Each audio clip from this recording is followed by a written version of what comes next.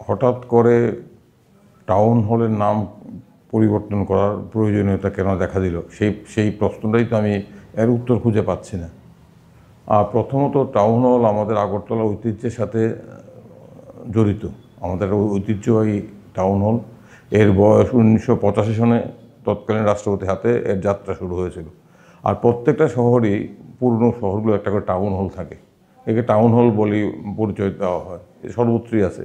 সেক্ষেত্রে Agartala town hall এই ঐতিহ্যকে ভেঙে কেন ডক্টর শ্যামাপ্রসাদ মুখার্জির নামে তার নামকরণ নতুন করে করতে হলো, এর কোনো উত্তর কিংবা ব্যাখ্যা মুখ্যমন্ত্রীর পোস্টে, সামাজিক মাধ্যমে অথবা তথ্য দপ্তরের বিজ্ঞপ্তিতে আমি দেখতে পাইনি। আমি এই নামকরণের পেছনে কোনো যুক্তি খুঁজে পাচ্ছি না এবং এটা কোনোভাবেই গ্রহণযোগ্য না। আমার মত হচ্ছে, একটা রাজ্যের ঐতিহ্যকে, সাংস্কৃতিক ঐতিহ্যকে, টাউন হলো আমাদের রাজ্যের রাজধানীর বুকে একটি ল্যান্ডমার্ক, একটা স্মারক।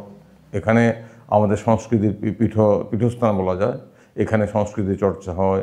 এটা আমাদের শহরের একদম কেন্দ্রে অবস্থিত এবং এইটা টাউন হল নামেই পরিচিত হওয়া উচিত ছিল।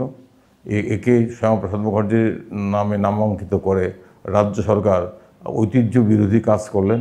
এটা কোনোভাবেই গ্রহণযোগ্য নয়। আমি প্রচণ্ড আপত্তি করছি। আমি দাবি করব এর নাম টাউন হলই রাখো। আর একটা কথা আছে, মুখ্যমন্ত্রীর দপ্তর কিংবা প্রেস, তথ্য সংস্কৃতি দপ্তর টাউন হলের নাম পরিবর্তন করার ব্যাপারে কি তাদের আদৌ এখতিয়ার আছে?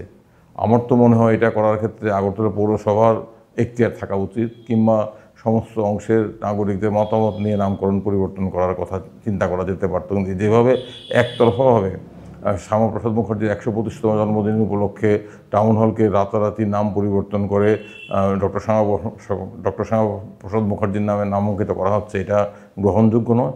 এটা আমাদের সংস্কৃতির উপর আক্রমণ, এটা আমাদের ঐতিহ্যের উপর আক্রমণ।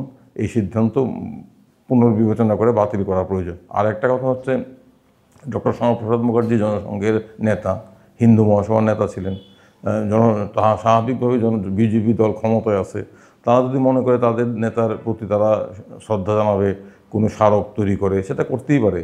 কিন্তু সেখানে টাউন হলকে, যেটা 40 বছর ধরে আছে, আমাদের ঐতিহ্যের সাথে মিশে গেছে, ঐতিহ্যের একটা অন্যতম স্মারক, তাকে তার নাম পরিবর্তন করা কোনোভাবেই গ্রহণযোগ্য নয় বলে আমি মনে করি।